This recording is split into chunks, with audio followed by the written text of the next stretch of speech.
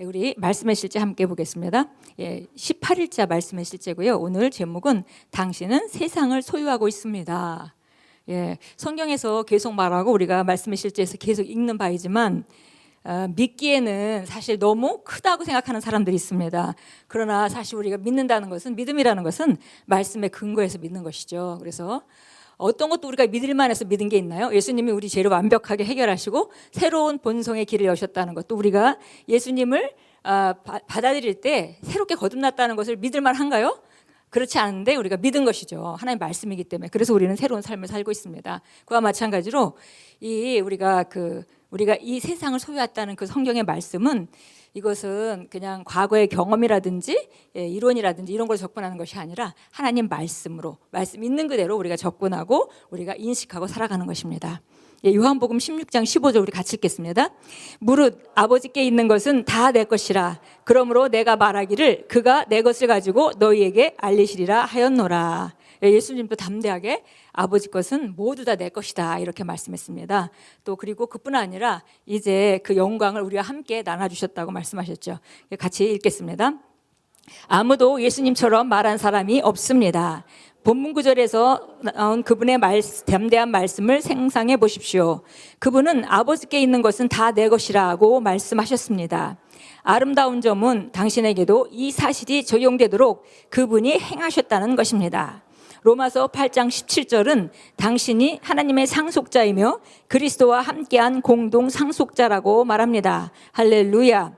바울은 고린도전서 3장 21절에서 이렇게 말합니다. 그런즉 누구든지 사람을 자랑하지 말라. 만물이 다 너희 것임이라. 그는 22절에서 더 나아가 세상이 당신의 것이라고 말합니다. 누가 이 사실을 알고도 결핍이나 부족 가운데 있을 수 있겠습니까? 베드로는 이것을 이해하고 다음과 같이 선포했습니다. 그의 신기한 능력으로 생명과 경건에 속한 모든 것을 우리에게 주셨으니 당신이 이 진리를 받아들이고 묵상하고 행한다면 환경이나 권세나 정부에 상관없이 그 무엇도 두려워하지 않을 것입니다. 그리스도 예수 안에서 세상이 당신에게 속했다는 것을 인식하기 때문에 당신은 더 크게 생각하게 될 것입니다. 흥미롭게도 예수님은 세상이 가장 좋은 나라에 사는 사람들에게 속했다고 말씀하지 않으셨습니다. 생각해 보십시오. 예수님은 어디에서 태어나셨습니까? 아주 작은 나라의 조그만 마을에서 태어나셨습니다. 그러나 그 작은 나라로부터 그분은 세상을 다스리셨습니다. 그분은 제자들에게 말씀하셨습니다. 기운을 내라. 내가 세상을 이겼노라. 예수님은 국적이나 지리적 환경에 제한받지 않았습니다.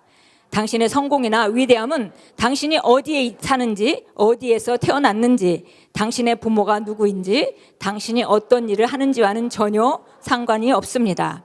당신이 그리스도 안에서 어떠한 자인지가 중요합니다. 당신은 왕이신 하나님의 상속자이며 말씀은 만물이 당신 것이라고 선포합니다. 매일 이러한 인식을 가지고 다스림과 만족 가운데 사십시오. 아멘. 우리가 새로운 피조물 다른 부분을 다 믿는다 하더라도 우리가 세상을 소유했다는 이 말을 우리가 믿지 않으면 여전히 우리가 접근 자체를 고군분투하면서 접근할 수밖에 없습니다. 그런데 그 고린도전서 3장 21절은 이렇게 말합니다. 그러므로 아무도 사람을 자랑하지 말라. 모든 것이 너희 것이니라. 바울이나 아볼로나 게바나 세상이나 생명이나 사망이나 현재 것들이나 장래 것들이나 모든 것이 너희 것이요 너희는 그리스도의 것이요 그리스도는 하나님의 것이니라. 그래서 조건은 딱 하나뿐이에요. 갈라디아서 3장 29절에 말입니다. 너희가 그리스도에게 속한 자이면 그러면 너희는 아브라함의 씨요 그리고 약속에 따른 상속자다 이렇게 말했습니다. 그래서 조건은 딱 하나죠. 우리가 그리스도 안에 속했다면, 그리스도 안에 있다면 우리는 아브라함의 씨고 그리고 상속자입니다. 그래서 우리가 담대하게 이 땅의 상속자로서 우리가 말하는 것이고, 그렇게 우리가 출발할 때 세상을 다스릴 수 있는 것이죠. 그리고 우리가 아무리 성공하는 자입니다라고 고백한다 하더라도 우리가 이 인식을 바로 하지 않으면 계속 우리가 옛날식으로 접근할 수밖에 없습니다. T.L. 오스본 목사님은 이렇게 표현했습니다. 작은 나는 없어졌고 큰 그리스도가 들어오셨다. 결핍에 있던 그런 나는 없어졌고 그 풍성하신 부유하신 그리스도께서 들어오셨다. 연약한 나는 없어졌고 강건한 내가 된 것은 그리스도가 내 안에 들어오셨기 때문이다. 예, 정확한 말씀이죠. 옛날에 작은 나는 없어지고 큰 그리스도께서 들어오셨습니다.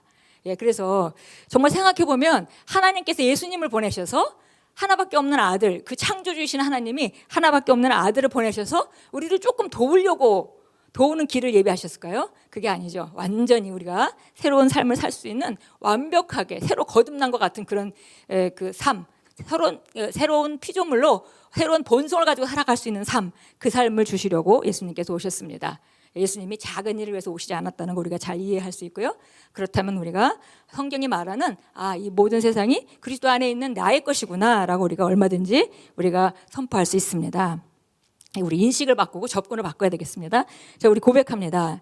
하나님의 신성한 능력이 생명과 경건에 속한 모든 것을 나에게 주셨습니다. 나는 어떠한 결핍이나 부족함이 없습니다. 나는 아브라함의 씨입니다. 나는 하나님의 상속자이며 그리스도와 함께한 공동 상속자이므로 세상은 나의 것입니다. 하나님을 송축합니다. 아멘. 우리 함께 일어나서 기도하시겠습니다. 이 시간.